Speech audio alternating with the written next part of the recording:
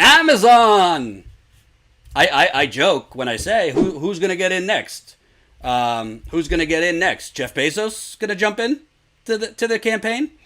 Protests are erupting here in New York because of the horrific conditions.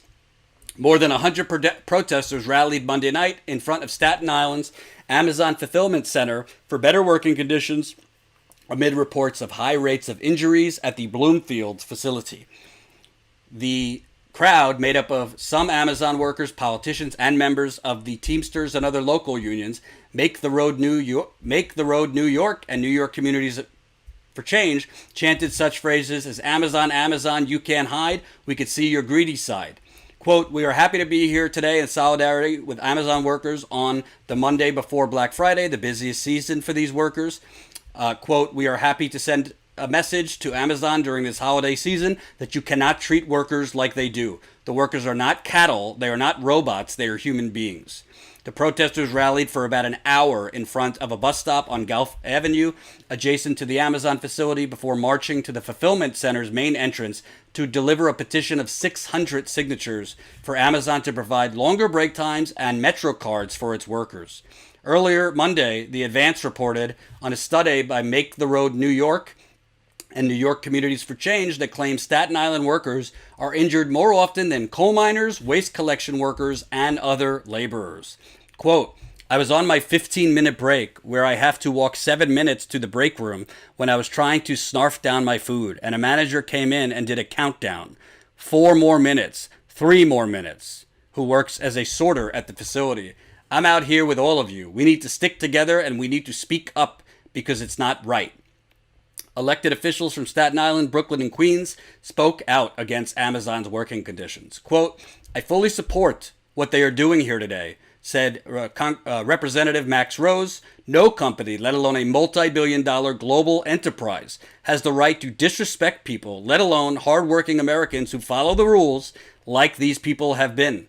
These people are suffering injuries as if they are working in a coal mine. We will not stop fighting for them.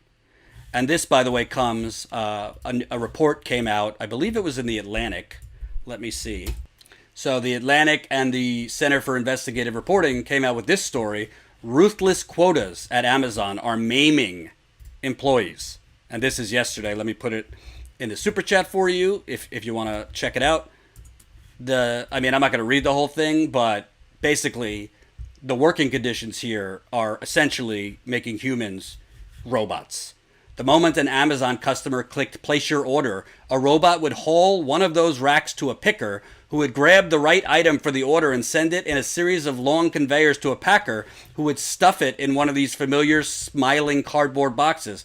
The clock was always ticking on Amazon's promised delivery time.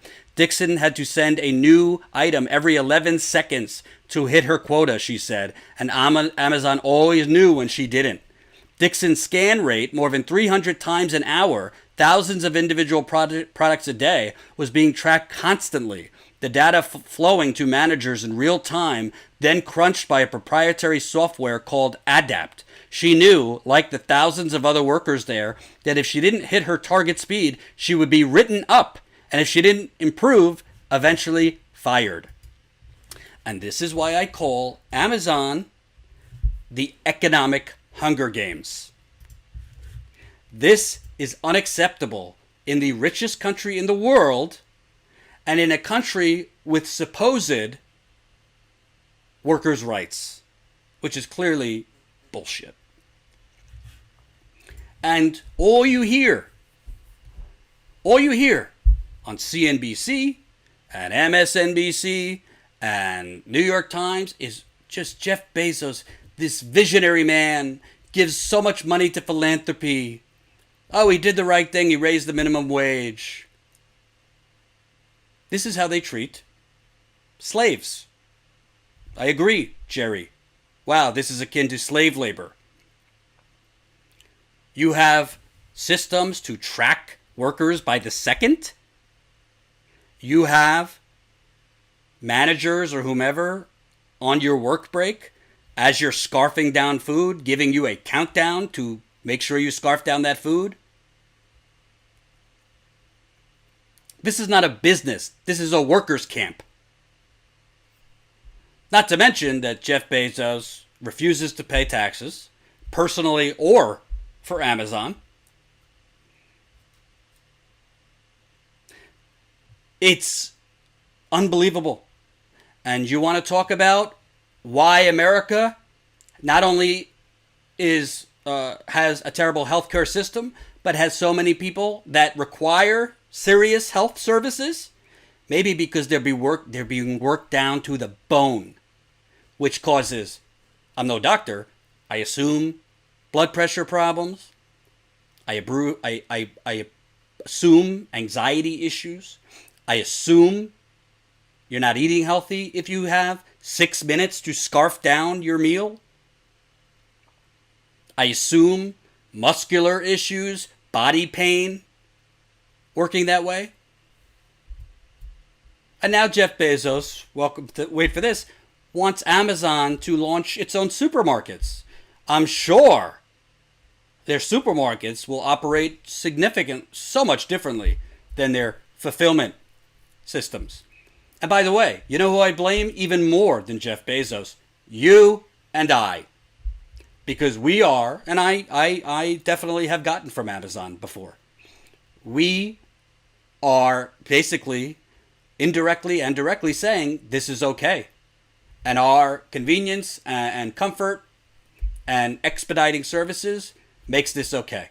And I don't do New Year's resolutions, but I am going to make a point to try and not use Amazon going forward. Because not you, but people's convenience and getting things quicker and not having to be lazy or whatever, you're experiencing that by basically killing other people. Because this is slowly killing Amazon's workers. Hope you enjoyed that last video. Hop on over to statuscoup.com where you can sign up for our email list and become a member for as low as $5 to $10 a month. Membership is how we grow. That's statuscoup.com/join. And remember, join our email list so we can grow the revolution with you.